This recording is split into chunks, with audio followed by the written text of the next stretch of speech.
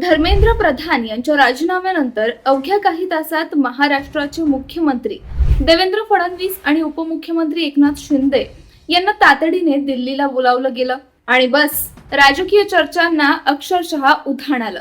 फडणवीस आता केंद्रात जाणार का? महाराष्ट्राला नवा मुख्यमंत्री मिळणार का? श्रीकांत शिंदेंना केंद्रीय मंत्रिमंडळात मोठी जबाबदारी मिळणार का? की या सगळ्या मागे आणखी मोठं राजकीय गणित लपलंय? व्हिडिओ शेवटपर्यंत नक्की पहा, कारण या व्हिडिओमध्ये आपण दिल्लीतील पडद्यामागच्या घडामोडी, महाराष्ट्रातील बदलतं राजकीय समीकरण आणि या बैठकीमागे नेमकं काय कारण असू शकतं याचा सविस्तर आढावा घेणार आहोत. नमस्कार, मी सृष्टी आणि आपण पाहताय मराठी मंडळी. धर्मेंद्र प्रधान यांच्या राजीनाम्यानंतर केंद्र सरकारसमोर मोठं राजकीय आव्हान उभं राहिल्याचं बोललं जात आहे. विरोधक आक्रमक झालेत आणि सरकारकडून डॅमेज कंट्रोलची रणनीती आखली जात असल्याची चर्चा सुरू आहे. अशातच मुख्यमंत्री देवेंद्र फडणवीस आणि उपमुख्यमंत्री एकनाथ शिंदे यांना तातडीने दिल्लीला बोलावण्यात आल्यामुळे अनेक तर्कवितर्कांना सुरुवात झाली. काहींनी फडणवीसांची केंद्रात वर्णी लागणार असल्याचा दावा केला, तर काहींनी केंद्रीय मंत्रिमंडळ विस्ताराशी या भेटीचा संबंध जोडला. मात्र सूत्रांकडून समोर येणाऱ्या माहितीनुसार या बैठकीचा मुख्य विषय केवळ केंद्रीय मंत्रिमंडळ नसून महाराष्ट्रातील बदललेलं राजकीय गणित असल्याचं बोललं जातं. कारण काही दिवसांपूर्वीच ठाकरे गटाचे 6 खासदार शिंदे गटात दाखल झाले आणि त्यानंतर लोकसभेतील शिंदे गटाचं संख्याबळ वाढलं. त्यामुळे राष्ट्रीय लोकशाही आघाडीत शिंदे गटाचं राजकीय वजनही वाढल्याचं मानलं जातंय.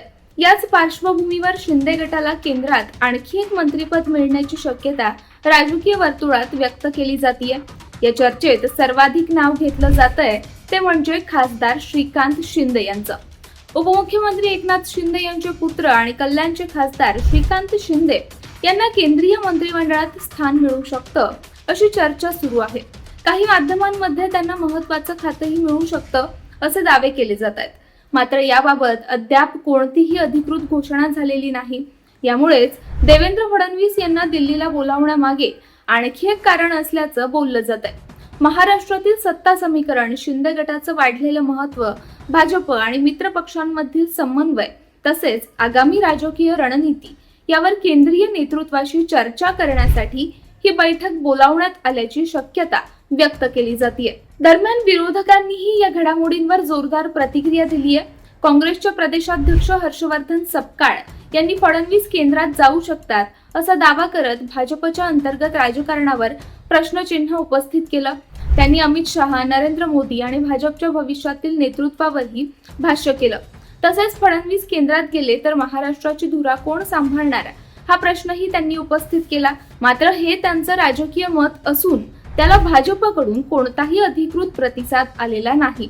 याचवेळी सपकाळ यांनी शिक्षण व्यवस्था, परीक्षा गैरव्यवहार आणि धर्मेंद्र प्रधान यांच्या कार्यपद्धतीवरही गंभीर आरोप केले. तसेच राहुल गांधी आणि काँग्रेस विद्यार्थ्यांच्या प्रश्नावर सातत्याने भूमिका घेत असल्याचा दावा त्यांनी केला. दुसरीकडे भाजपकडून मात्र या आरोपांवर अद्याप अधिकृत भूमिका स्पष्ट करण्यात आलेली नाही.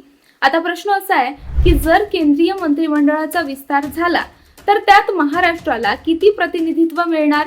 शिंदे गटाला आणखी मंत्रिपद मिळणार का? देवेंद्र फडणवीसांची भूमिका बदलणार का?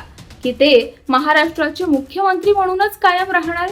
या सर्व प्रश्नांची उत्तरं येत्या काही दिवसात स्पष्ट होण्याची शक्यता आहे. राजकीय विश्लेषकांचं म्हणणं आहे की दिल्लीतील प्रत्येक मोठ्या बैठकीचा थेट परिणाम महाराष्ट्राच्या राजकारणावर होत असतो. कारण महाराष्ट्र हा भाजपसाठी अत्यंत महत्त्वाचं राज्य आहे.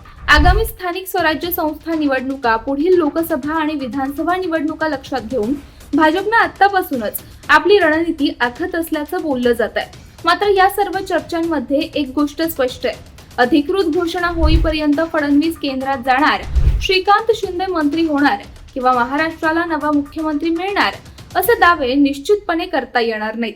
सध्या या सर्व शक्यता राजकीय चर्चांमध्ये आहेत आणि अंतिम निर्णय केंद्रीय नेतृत्वाकडूनच घेतला जाईल. आता सगळ्यांच्या नजरा दिल्लीकडे लागल्या आहेत. अमित शहा आणि देवेंद्र फडणवीस यांच्या बैठकीत नेमकं काय ठरतं? केंद्रीय मंत्रिमंडळात कोणाची वर्णी लागते आणि या सर्व घडामोडींचा महाराष्ट्राच्या राजकारणावर काय परिणाम होतो हे पाहणं महत्त्वाचं ठरणार आहे. तुमच्या मते देवेंद्र फडणवीस यांना केंद्रात मोठी जबाबदारी मिळू शकते का? श्रीकांत शिंदे यांना केंद्रीय मंत्रिमंडळात संधी मिळेल का? आणि महाराष्ट्राच्या राजकारणात पुढचा मोठा बदल कोणता असेल?